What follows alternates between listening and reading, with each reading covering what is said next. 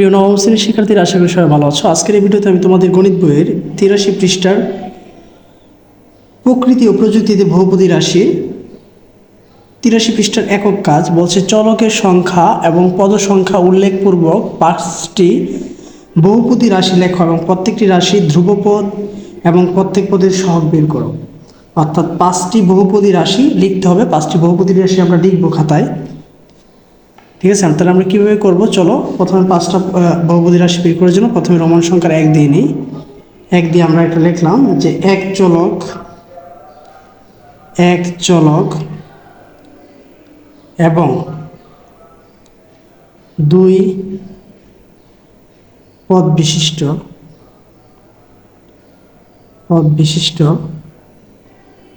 বহুপদী রাশি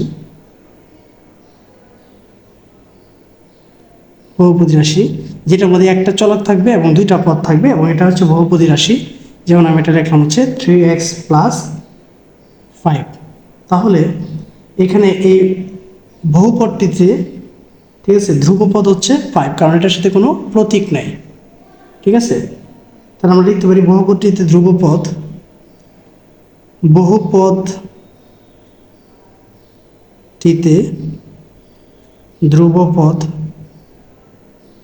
হচ্ছে 5।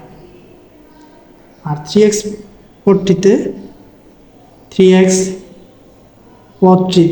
x এর সহগ হচ্ছে 3।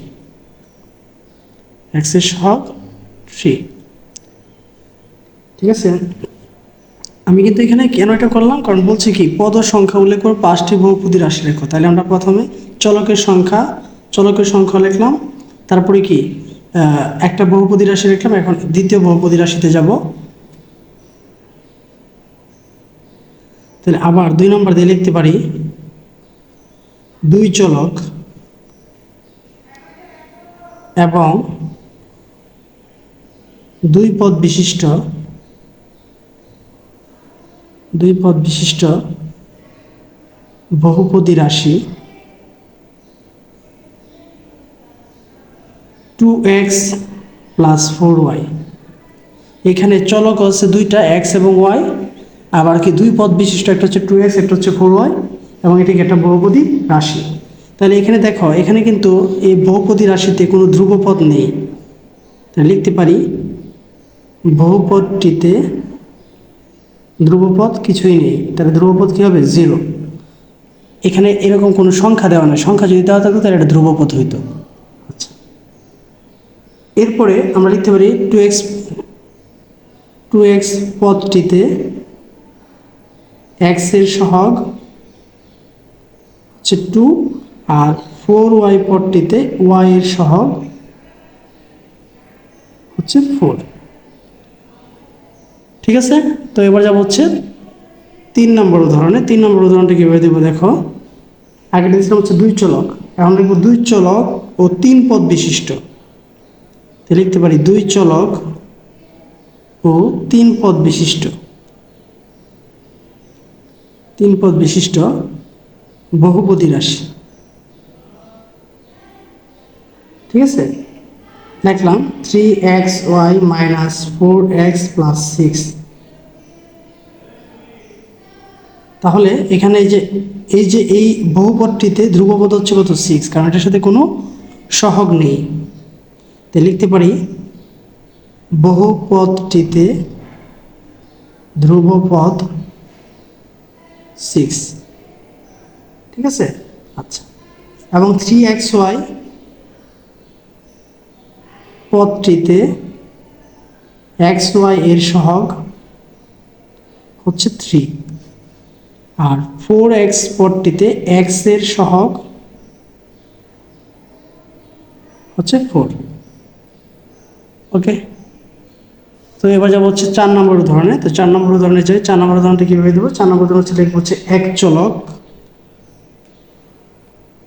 চলক ও 3 পদ বিশিষ্ট বহুপদী রাশি। ঠিক আছে, এক চলক, যেমন যেটা লিখলাম x² - 4x + 7। তাহলে এখানে ধ্রুবপদ হচ্ছে কত 7, তাহলে আমি একটু সংক্ষেপ করে লিখে ফেলি। এই বহুপদটিতে ধ্রুবপদ হচ্ছে কত 7, আর এই মাইনাস মানে এক্স স্কোয়ার পদটিতে এক্স স্কোয়ারের সহগ হচ্ছে 1, এক্স স্কোয়ার পদটিতে এক্স স্কোয়ার এর সহগ হচ্ছে 1 এবং -4x পদটিতে এক্স এর সহগ -4। এক চলক কেন বললাম? এই যে এখানে শুধু একটা চলক আছে, শুধু এক্স। যদি ওয়াই থাকতো তাহলে আমরা কি দ্বিচলক লিখতাম। তাহলে আবার 5 নম্বরে যাই। 5 নম্বর উদাহরণটা আমরা কীভাবে দেবো দেখো। লিখতে পারি 2 চলক ও 3 পদ বিশিষ্ট বহুপদী রাশি। আমরা লিখতে পারি x square minus 2y square plus 4xy minus 8। ঠিক আছে, অর্থাৎ এখানে 3 পদ না 4 পদ, এখানে লিখতে পারি 4 পদ বিশিষ্ট বহুপদী রাশি। তো এবার লক্ষ্য করো, এখানে ধ্রুবপদ হচ্ছে কত 8,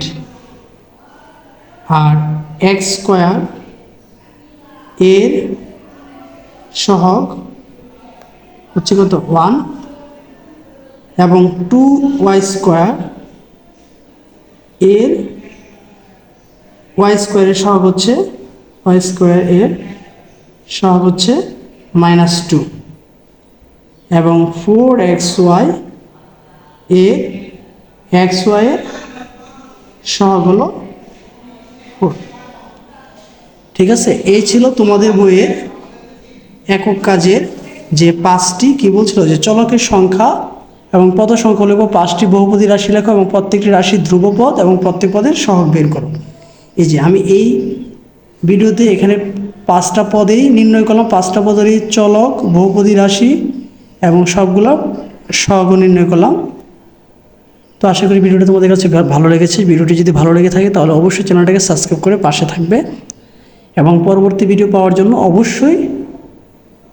অবশ্যই চ্যানেলটাকে সাবস্ক্রাইব করবে। ধন্যবাদ সবাইকে এতক্ষণ ভিডিওটা মনোযোগ দিয়ে দেখার জন্য।